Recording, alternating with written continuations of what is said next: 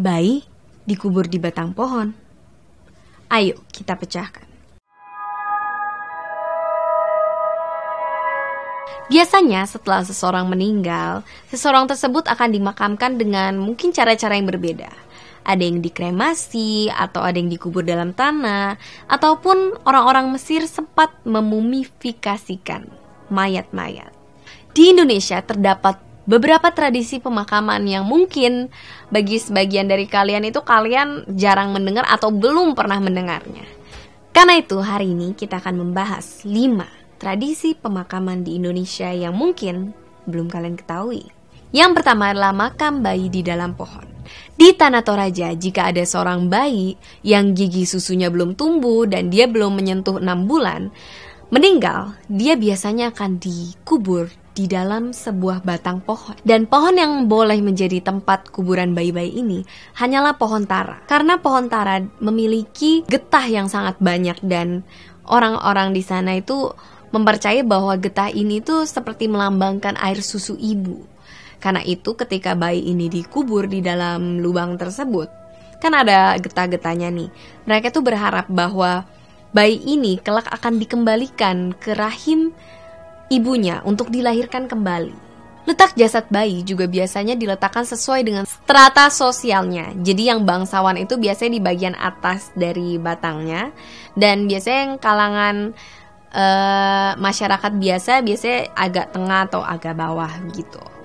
Dan dia itu tidak dibalut oleh kain.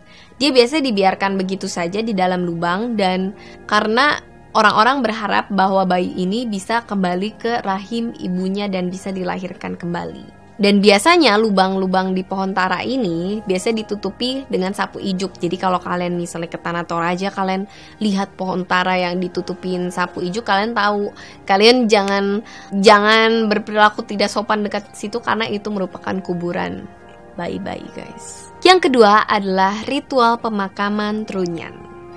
Kalian bisa bayangin gak sih, guys, ada satu tempat di suatu desa yang itu desa digunakan untuk kita mengubur mayat, tapi bahkan mayatnya itu gak dikubur, guys. Mayatnya cuma ditaruh di atas tanah.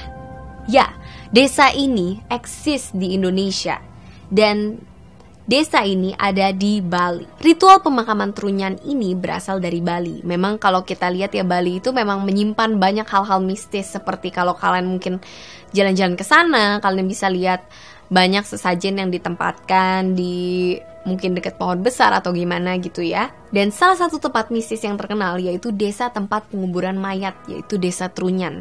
Jadi di sana kalian bisa lihat mayat-mayatnya itu cuma diletakkan saja di atas tanah dan tidak dikubur. Dan anehnya, mayat-mayat ini tidak mengeluarkan bau busuk, guys. Jadi karena baunya itu ternyata dinetralisir oleh pohon-pohon trunyan yang ditanam dekat sana. Jadi mayat-mayat itu ditaruh begitu aja tapi dia nggak mengeluarkan bau. Itu amazing banget sih. Yang ketiga adalah pemakaman suku Minahasa. Jadi ritual pemakaman suku Minahasa ini merupakan bagian dari sejarah tersendiri, guys. Jadi kalau misalnya ada orang yang meninggal nih, mereka itu ditempatkan dalam posisi duduk dan memeluk kaki mereka sendiri. Jadi kayak gini. Gitu tuh, guys. Nah, menurut kepercayaan, orang yang meninggal dalam posisi itu berarti orang itu meninggal dalam keadaan suci dan nantinya akan membawa kebaikan. Kemudian jenazah tersebut diletakkan dalam sebuah kuburan batu dan kuburan batu ini diharapkan menghadap ke utara. Jadi kalau utara sana ngadepnya begini nih. Namanya gini dalam kuburan batu. Dan kenapa dia dihadapkan ke utara? Karena arah utara tersebut dianggap sebagai asal muasal nenek moyang mereka. Dan anehnya, guys, anehnya lagi nih, di dalam kuburan batu itu nantinya jenazah akan berubah menjadi abu sendiri tanpa perlu proses kremasi seperti itu. Jadi kalau kalian buka nih udah berapa lama tiba-tiba udah tinggal abu aja, padahal mayat itu nggak dibakar, ya cuma ditaruh aja dalam itu terus dihadapin ke utara. Keren banget kan, guys? Yang keempat, jadi bukan cuma Mesir doang yang punya proses mumifikasi. Ternyata di Indonesia kita juga familiar dengan proses seperti itu, guys, yaitu mumifikasi oleh suku Asmat. Suku Asmat yang terletak di Papua memiliki proses acara pemakaman yang berbeda dari suku lainnya, yaitu mumifikasi.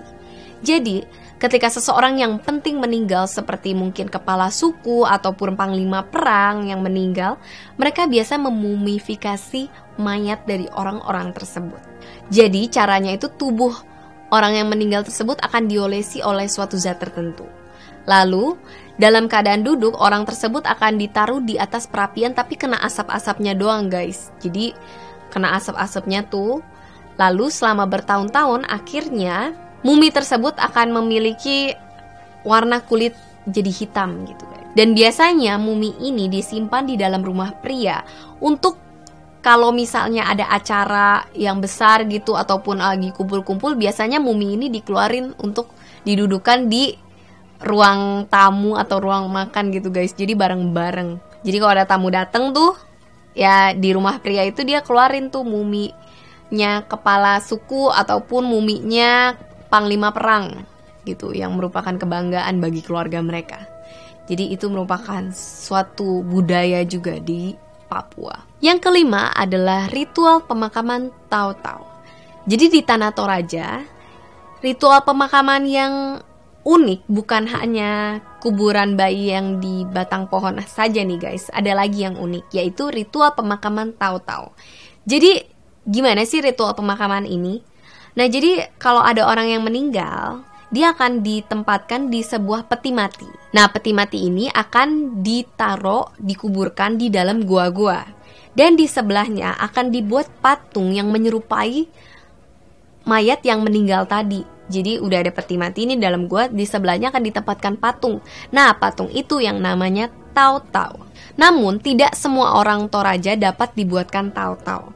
Hanya kalangan bangsawan tertentu yang bisa dibuatkan Taotao, itu pun kalau sudah memenuhi persyaratan adat. Jadi nggak semua orang bisa dibuatin Taotao seperti ini, guys. Nah, selain persyaratan adat, pembuatan Taotao ini juga memakan biaya yang sangat banyak, yaitu harus ada korban sebanyak 24 kerbau.